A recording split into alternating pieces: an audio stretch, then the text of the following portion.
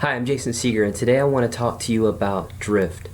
When I was in high school, a friend of mine and I went to the beach, and we were having an amazing time playing in the waves and swimming and ducking beneath the water and talking about girls, just all the things you want to do as a high school guy at the beach. But what we didn't realize was that as we were having fun, we were actually getting pulled across the shoreline because we had lost sight of the beach. We weren't paying attention to where we were, so we began to drift away from where the rest of our youth group was.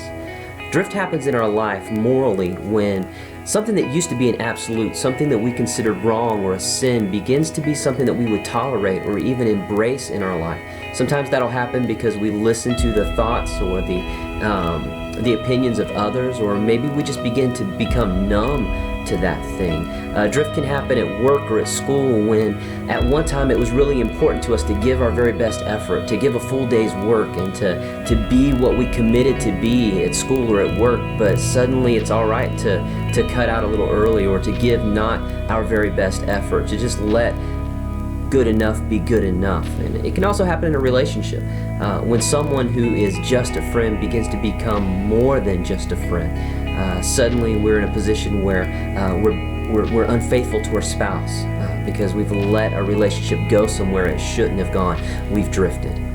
The Bible addresses drift by advising us that we need to keep our eyes on Christ. In Hebrews 12:2 it says this: fixing our eyes on Jesus, the pioneer and perfecter of our faith.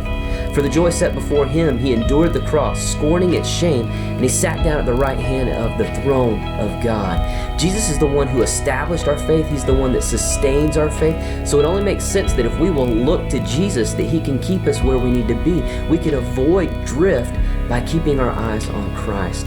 If my friend and I had kept our eyes on the beach, we would have noticed immediately when we began to drift, and we could have corrected it.